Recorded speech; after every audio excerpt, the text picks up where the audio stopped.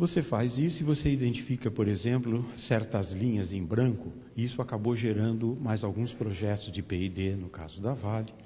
Você ter uma ou outra coluna em branco não é problema, desde que, porque muitas vezes P&D tem que criar novas estratégias para a empresa. O problema é quando você tem 90% do seu orçamento em colunas em branco. Então, essa linha final, ela mostra a porcentagem dos projetos para você ter certeza que você não está exagerando. No caso da Polyalden, a Polyalden é uma empresa que faz polietileno de alta densidade. É uma resina que serve para vender para transformadores que utilizam essa resina para fazer produtos de plástico. Além de fazer o quadro anterior, na Polyalden a gente fez mais um que... onde foi perguntado para o pessoal de marketing de estratégia, olha, dessa carteira de projetos, dá uma nota aí, quanto mais alta, mais vocês sentem que está integrada com a estratégia de vocês. E a mesma pergunta foi feita para o pessoal de P&D. Para que houvesse uma sintonia total, tudo devia estar aí nessa reta, né? Setando numa margem já está muito bom. O resultado foi esse. Então, a gente percebe que certos projetos estão assim bem alinhados em termos das percepções e alguns estão fora. Olhando esse quadro, a gente vê que há pontos a serem aprimorados, mas comparado com a média das empresas, isso é nota 10.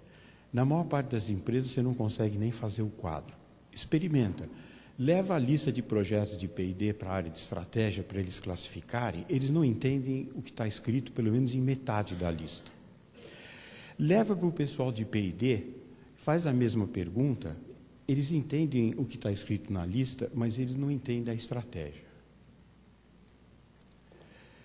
Então, esses aspectos todos, eles levam algumas reflexões sobre o grau de maturidade da sua empresa na gestão de tecnologia.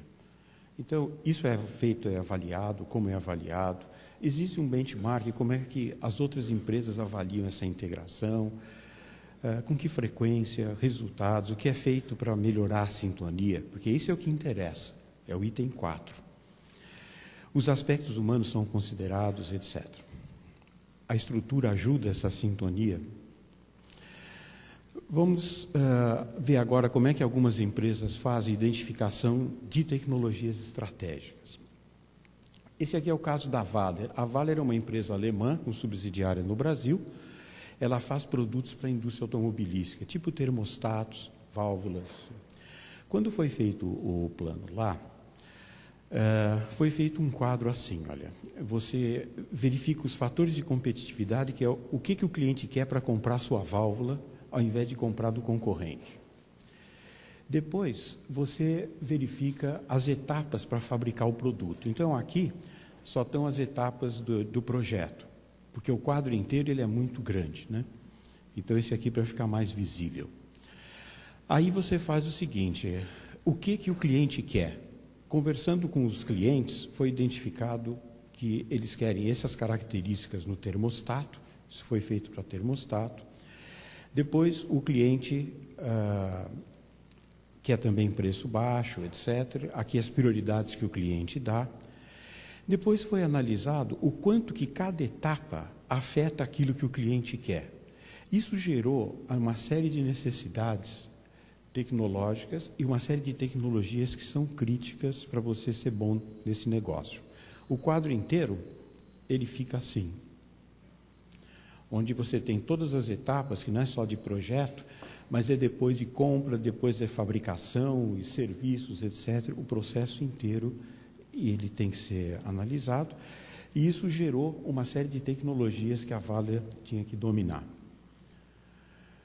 Algumas questões, então, de avaliação.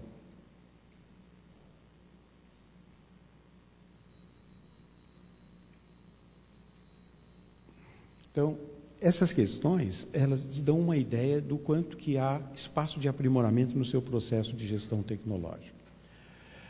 Inteligência tecnológica. Inteligência tecnológica é você procurar saber o que está acontecendo fora da empresa, colhendo informações lá fora e dentro, para você antecipar problemas e você poder lidar com eles. E, ao mesmo tempo, a inteligência tecnológica lida para evitar que os concorrentes saibam alguma coisa de você. A Motorola, ela criou um conceito chamado roadmap, e há muito tempo atrás o diretor de tecnologia publicou um artigo onde ele mostra uma forma de você mostrar um produto e ver as tendências tecnológicas daquele produto. O caso, isso aqui foi feito para o rádio da Motorola. Então, a parte de tuning, essa era a tendência prevista. A parte de seletor, etc. Tudo isso com base em necessidades dos clientes e com base em tendências tecnológicas. A hora que você consegue fazer um quadro desse, você tem uma forma interessante para você poder identificar que tecnologias são críticas, onde é que você tem que investir para você poder fazer o seu produto evoluir de uma forma competitiva. Na Valer, para identificar tendências tecnológicas e coletar as informações sobre como essas coisas vão evoluir, utilizou-se o modelo de Porter. Isso também tem um artigo que foi publicado no Congresso Internacional.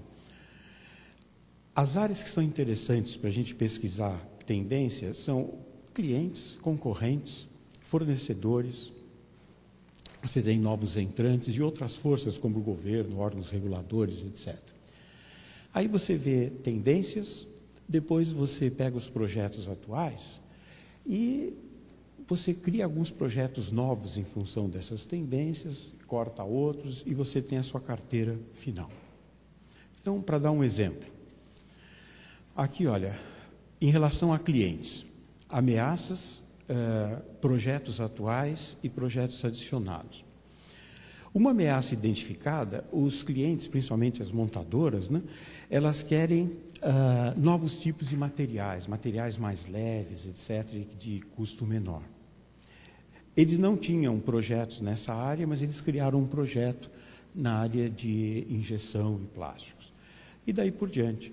Cada uma das tendências, você vê o que você já tem. No caso de custo, por exemplo, eles já tinham alguns projetos, mas criaram outros.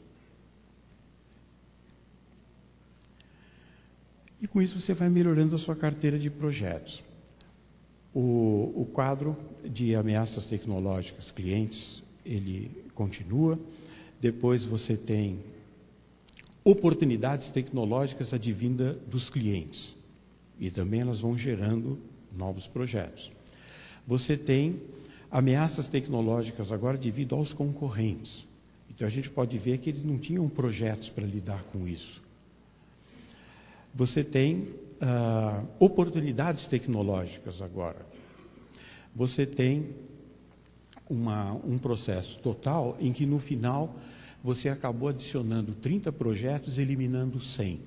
Então eles acabaram com uma carteira bem menor, mas mais focada nas oportunidades e ameaças tecnológicas. Alguns resultados desse processo todo, a Alemanha passou a usar também. O lucro e o retorno aumentaram, inclusive a subsidiária no Brasil está numa situação financeira melhor que a matriz na Alemanha. A única subsidiária de empresa alemã no setor que comanda a subsidiária dos Estados Unidos. E o diretor é membro do conselho. Aqui são perguntas agora críticas, né, sobre o quanto que a sua empresa ela está fazendo as coisas certas na área de tendências tecnológicas. Outro elemento interessante, agora dentro de carteira de projetos, no caso da Vale, foi feito um plano para cada unidade de negócio, porque a Vale é muito grande, diversificada e muito complexa. Minério de ferro, ouro e manganês são coisas muito diferentes, não dá para você fazer um plano só. No caso de cloreto de potássio, que era um dos produtos, foi feito um quadro interessante que eu queria compartilhar com vocês. Aqui é uma escala onde procura medir o quanto que esse projeto, se ele der certo, ele vai fazer com que a Vale suba nessa escala. Então, esse é o eixo das ordenadas.